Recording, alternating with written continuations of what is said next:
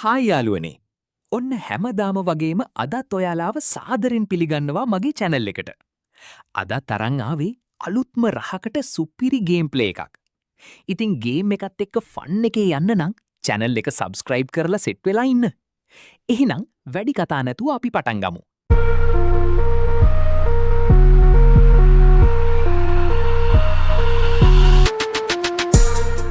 ඔන්න අද කතාව පටන් ගන්නේ ලුයිස්ගේ පරණ ස්ට්‍රීට් එක පැත්තෙන්.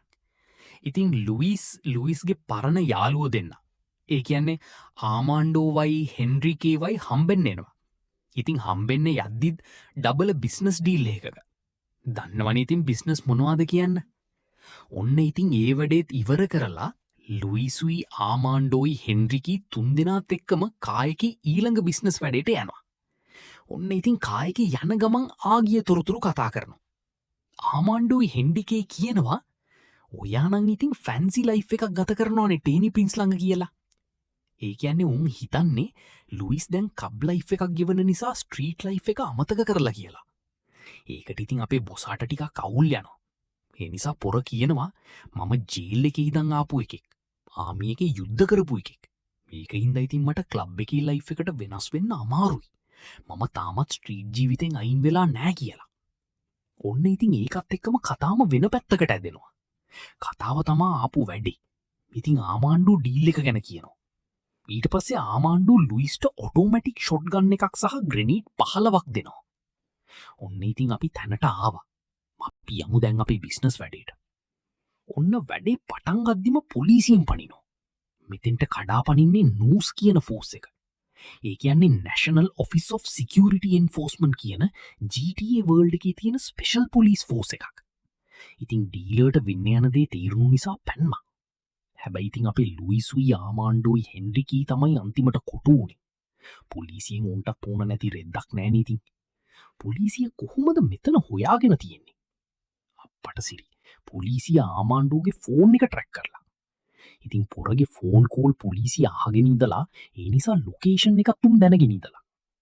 ඔන්න ඉතින් දැන් පොලිසිය උන් 100ක් විතර වට කරලයි. දැන් ඉතින් හෙලිකොප්ටර් සපෝට් එක පවා එනවා.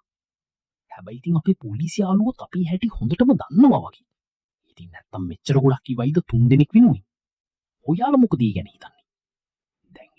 දැන් ඉතින් එක එකාව ඩවුන් දාගෙන ඉතින් අපි ලේසියෙන් පැන ගන්න පුළුවන් තැනකට ආවා. දැන් ඉතින් තියෙන්නේ වෝල් එක කඩලා පැන ගන්න. ඔන්න ඉතින් පැන ගන්න යද්දිම තවත් හෙලිකොප්ටර් එකක් එනවා. ලුයිස් ඉතින් නූස් වෑන් එකකින් RPG එකක් අරගෙන හෙලිකොප්ටර් එකට තියනවා. ඒක ඉතින් සිම්බොලික් සීන් එකක් වගේ තියෙනවා නේද? ස්ට්‍රීට් ක්‍රිමිනල් කෙනෙක්ගෙන් මිලිටරි ලෙවල් පොලිස් ෆෝස් එකකට ෆයිට් එකක්. ඔන්න දැන් ඉතින් මෙතනින් කොහොම හරි පැන ගමු. ඔන්න ඉතින් ඩ්‍රයිව් කරන අතර ආර්මාන්ඩෝ සහ හෙන්රිකේ ආයෙත් ලුයිස්ට කියනවා අපිට කෙලවිච්ච විදිහ දැක්කනේ. පුළුවන් නම් අපිට ෆියුචර් ඩීල්ස් වලට උදව් කරපන්. ස්ට්‍රීට් බිස්නස් එක අපි කන්ටිනියු කරමු. සල්ලි හොයලා ගොඩ යමු කියලා යෝජනාවක් කරනවා. එතකොට තමයි ඩ්‍රග් වෝස් මිෂන්ස් අන්ලොක් වෙන්නේ. ඒක ඉතින් බේසිකලි සයිඩ් බිස්නස් සිස්ටම් එකක්. ලුයිස්ට ඩ්‍රග්ස් ඩිලිවර් කරලා මනි earn කරන්න පුළුවන් වෙනවා.